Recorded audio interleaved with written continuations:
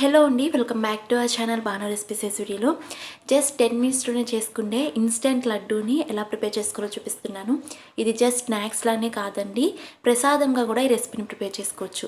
చాలా చాలా simple process, చాలా తక్కువ ఇంగ్రీడియంట్స్ని యూజ్ చేస్తాం అండ్ చాలా టేస్టీగా ఉంటుంది. సో ఇక లేట్ చేయకుండా ఈ ఇన్స్టెంట్ లడ్డూని ఎలా ప్రిపేర్ చేసుకోవాలో చూసేద్దాం. ముందుగా స్టవ్ మీద ఒక కడాయిని పెట్టుకుని అందులోకి 2 టేబుల్ స్పూన్ వరకు నెయ్యిని వేసుకోండి. నెయ్యి కాస్త హీట్ అయిన తర్వాత ఇందులోకి 1 కప్పు వరకు బ్రోకెన్ వీట్ అంటే గోధుమ రవ్వని యాడ్ చేసుకోండి. ఇక్కడ మీరు వేసే ఇంగ్రీడియంట్స్ అన్నీ సేమ్ కప్తో మెజర్ చేసి తీసుకోండి.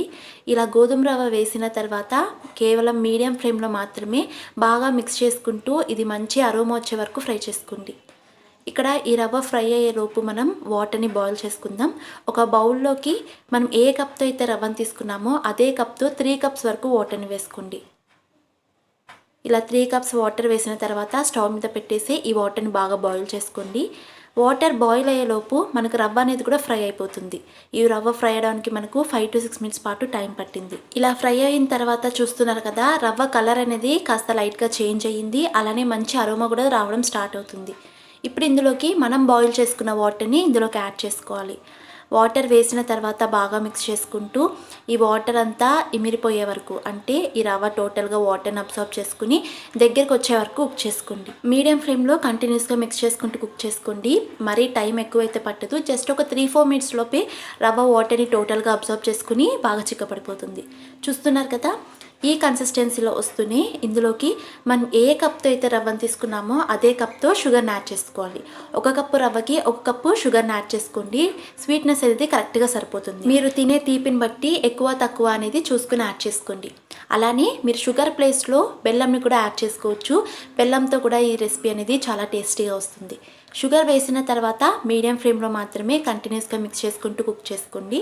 షుగర్ అంతా కంప్లీట్గా మెల్ట్ అయిన తర్వాత ఈ రవ్వ అనేది కాస్త పలచబడుతుంది. చూస్తున్నారు కదా, ఇలా కాస్త పలచగా అయిన తర్వాత లో ఫ్లేమ్లో మరో 2 to 3 minutes పాటు కుక్ చేసుకోండి.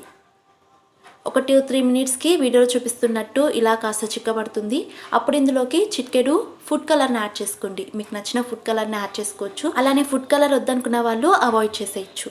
ఇలా ఫుడ్ కలర్ వేసిన తర్వాత అంతా కలిసేలా మిక్స్ చేసుకుని లో ఫ్లేమ్లో మాత్రమే ఇది కాస్త చిక్కబడే వరకు కుక్ చేసుకోండి. సో వీడియోలో చూపిస్తున్నట్టు ఇలా చిక్కబడిన తర్వాత ఇందులోకి 1/2 teaspoon వరకు ఇలాచీ పౌడర్, అలానే ఒక 1/4 కప్పు వరకు నెయ్యిని యాడ్ చేసుకోండి.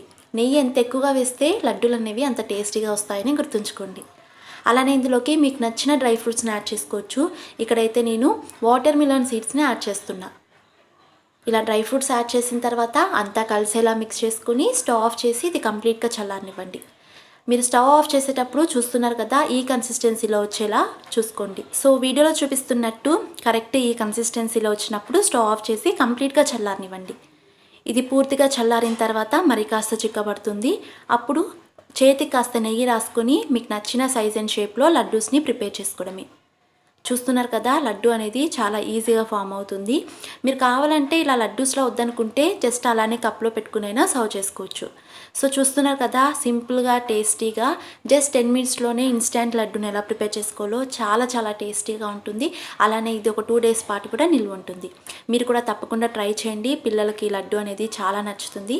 అలానే వీడియో నచ్చితే వీడియోని లైక్ చేసి మరిన్ని టేస్ట్ అండ్ హెల్త్ రెసిపీస్ కోసం మన ఛానల్ని సబ్స్క్రైబ్ చేసుకుని పక్కన ఉన్న బెల్ ఐకాన్ కూడా హిట్ చేయండి. సో నేను పోస్ట్ చేసే ప్రతి వీడియోకి మీ నోటిఫికేషన్ వస్తుంది. And thanks for watching.